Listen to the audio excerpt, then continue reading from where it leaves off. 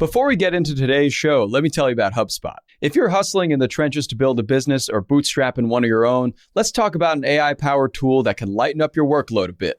HubSpot's Campaign Assistant is a game changer for creating marketing campaigns at scale. It quickly turns your key selling points into a cohesive pitch, which helps you deliver knockout emails, ads, and landing pages in minutes. So let Campaign Assistant take care of the campaigns so you can get back to growing your business. Work smarter, not harder at HubSpot.com/campaign-assistant.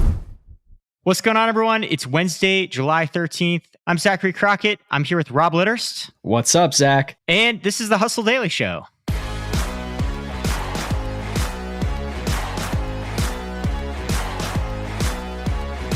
In today's episode, Subway.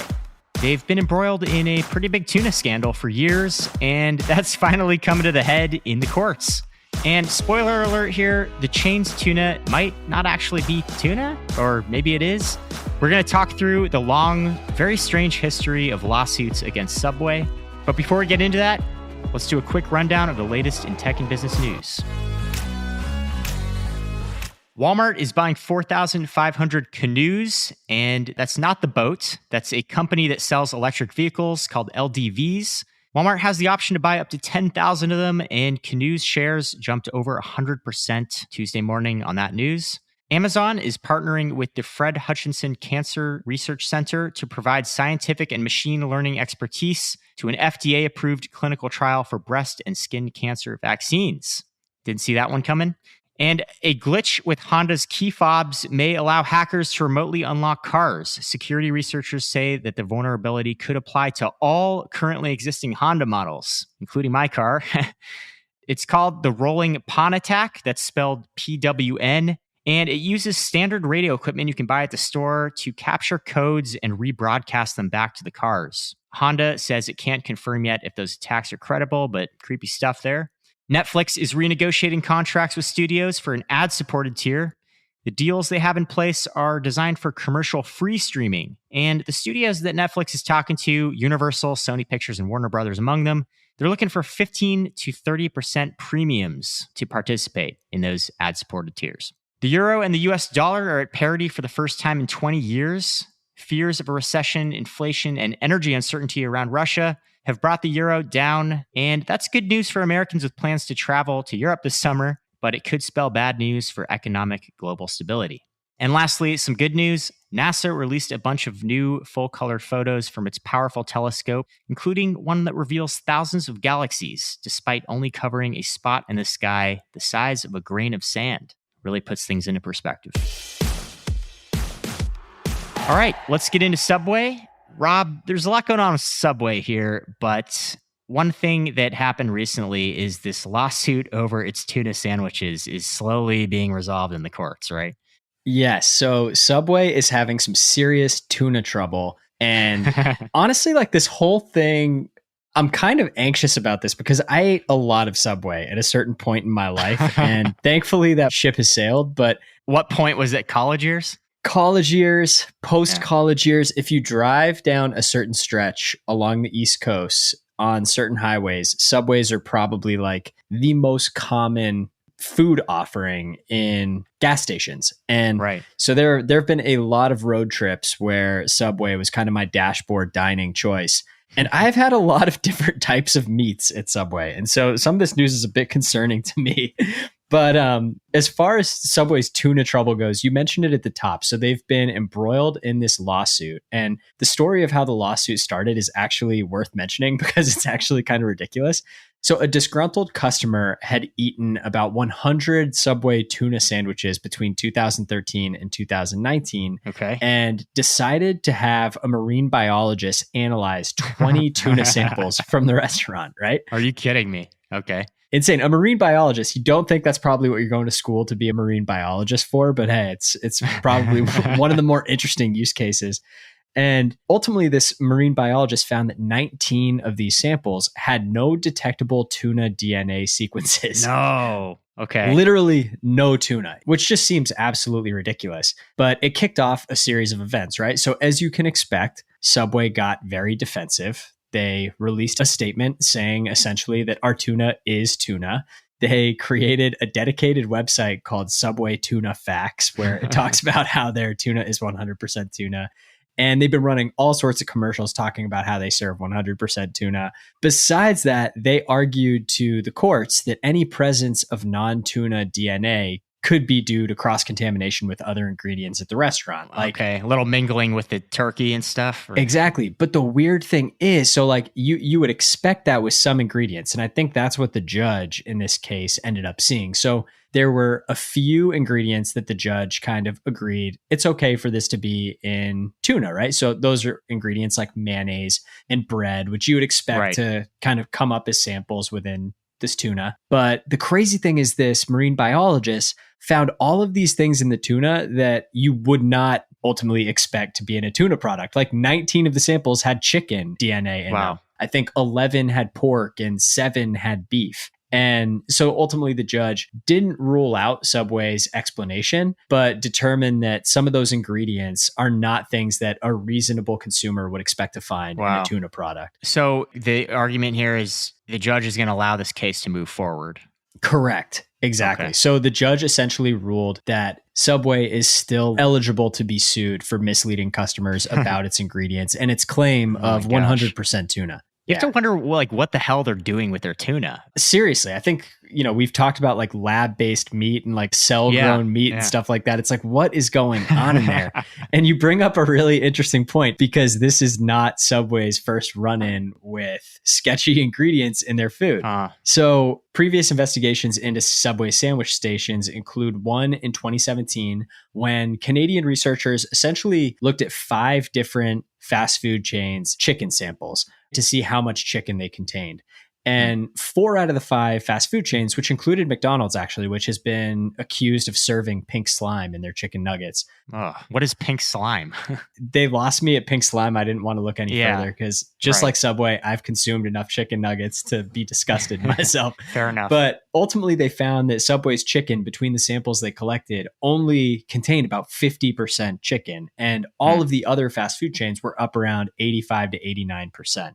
The other one is in 2020 when a judge ruled that Subway's bread isn't actually bread due to its high sugar content, and it should actually be classified as confectionery, which I haven't even really seen that word labeled in food in a while. I think that kind of means that it's like candy or something, right? My gosh. So like a dessert loaf or something. A donut, basically. So it doesn't classify, like there's a certain definition of what constitutes bread and its sugar content is too high to qualify as bread. Exactly. And that was actually a ruling by an Irish judge, I believe. And I think, Irish soda bread, I think they're pretty strict about their bread over there. So it doesn't really surprise me. They faced a couple of those lawsuits before. And I think you told me your favorite lawsuit is the one around the $5 footlong, right? Oh, yeah. There was a lawsuit in 2013, this Australian teenager. It caused this kind of international uproar when he measured a footlong sandwich and it was only 11 inches. It's genius. It is. There was a class action false advertising lawsuit around this, and it resulted in a pretty small settlement. I think something like $500,000 and a couple weeks of bad press. But they have since really put some extra checks and balances on their sandwich length. Yeah. And what this is indicative of to me, like these class action lawsuits have been rising like crazy for years. Like all of these class action lawsuits. I was looking at this Food Industry Insider article earlier today, and I think we actually did a piece on this in 2020, but the number of class action lawsuits against food and beverage companies has just been rising steadily every single year. And a lot of it is about claims for ingredients, like determining, is that ingredient actually in this thing or not? So the payouts can be super lucrative. Like you just mentioned the $500,000 one for the $5 footlong, which I mean, that's absolutely insane. Right, for measuring a sandwich. Yeah. Right. But that being said, if your tuna isn't tuna, your chicken isn't chicken, and your bread isn't bread, there's probably something deeper at the root there. People want to know what's in their food. Right. We have kind of a hipster movement where you know the name of the sheep you're eating at a restaurant or something. You know exactly what farm the meat is coming from, or that it's a single cut that's coming from a single source or a single animal. Totally. And fast food companies are pretty much on the polar opposite of the spectrum on these issues, and they're starting to get called out for it. 100%. This kind of reminds me of the huge drama around their $5 footlong too. The $5 footlong was like quintessential Subway. It's the jingle. It really is. Yeah. It made the company. And really, it was one of the most successful food promotions in history, I think. Revenue for $5 footlongs topped $4 billion. Oh my God. And according to many analysts, it was, one of the most successful promotions in the history of American cuisine. But it became this huge controversy with franchise owners. So a lot of Subway restaurants are owned by individual franchisees. It's one of the easiest franchises to get into. It's very cheap cost of entry compared to other franchises. It's also just the biggest franchise in the world. I think they have like 20,000 franchised restaurants around 100 countries. But Subway really wanted to hang on to this promotion. Over the years, obviously, inflation goes up. The cost of labor goes up. The cost of rent goes up. The cost of ingredients goes up. And it becomes untenable at a certain point to sell these $5 sandwiches for a profit. And in the mid-2000s, the franchisees started pushing back. In 2012, it started getting phased out. I think it disappeared around 2012. And all this bad stuff happened to Subway, that length of the sandwich lawsuit that we talked about. And then obviously Jared Fogle was accused of possessing child pornography. Their spokesperson, man. Was sentenced to 16 years in federal prison. Probably like the worst thing that could possibly happen. PR nightmare. And the company in 2016 posted its first net decline in its 40-year-long franchising history. So they started running into all this trouble. And their solution was to bring back the $5 footlong in 2017. But by then, there was no way that these franchisees could make a profit on the sandwich. If you work out the math, they're taking a big L on that. Right. You made a great point. So from what I understand, there's an awesome John Oliver video on Subway that he put out, I think, in May. And he was talking about this, how Subway expanded so quickly because it's so easy to open a Subway restaurant. The fees are so much lower than, say, like a McDonald's. Like I think to open a Subway, you need like 250 to 400K. And for McDonald's, it's like closer to 2.5 million to 3.5 million or something like that. So, right, exactly. So McDonald's has a lot of institutional investors and like companies that are essentially running their locations, while Subway is run by, families and individual owners.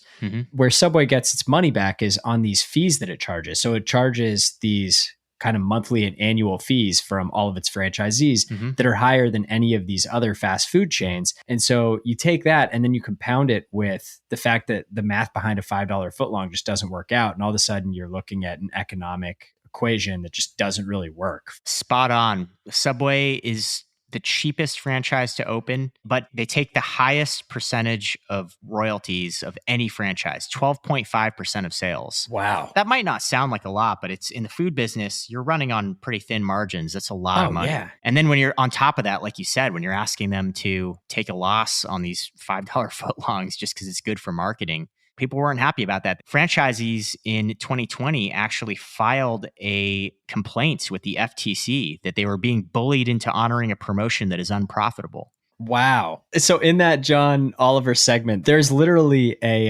franchisee that looked like a witness protection interview.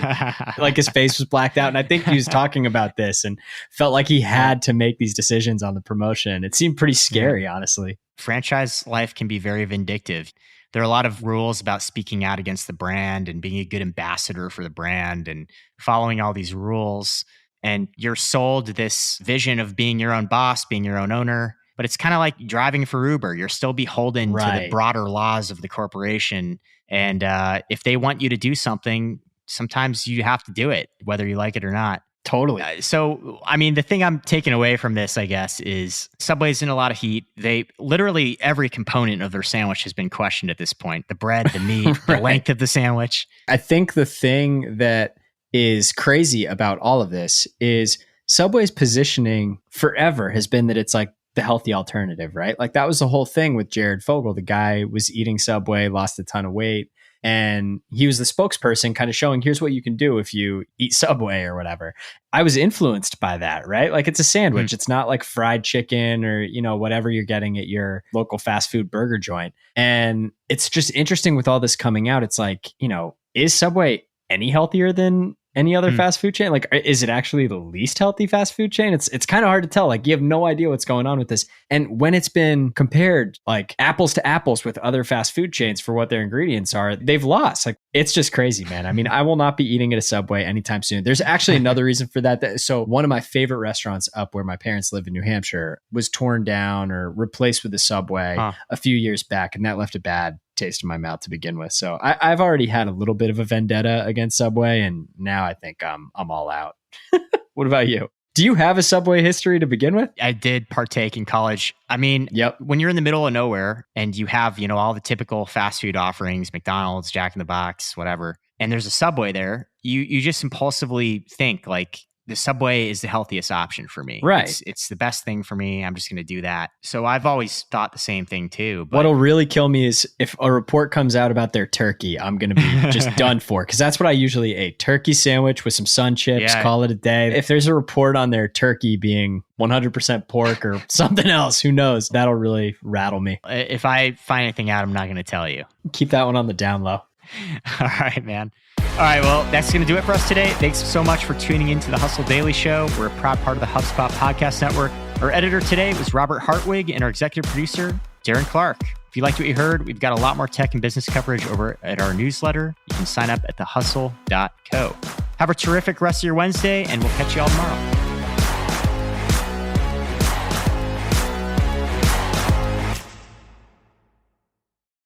Hey guys, if you listen to the Hustle Daily Show on Google Podcasts, we want to let you know that the option will no longer be available pretty soon. Google is sunsetting its podcast app sometime in early 2024 in favor of YouTube Music, and we want to give you a heads up before it's too late, since that time's almost here. The Hustle Daily Show is available everywhere and anywhere that you listen to podcasts, like Apple Podcasts and Spotify. If you're using YouTube Music, we are there as well. If you're an Android fan, there are plenty of apps like Overcast, Pocket Casts, Player FM, and more. So just search for us wherever you decide to listen to your favorite podcasts.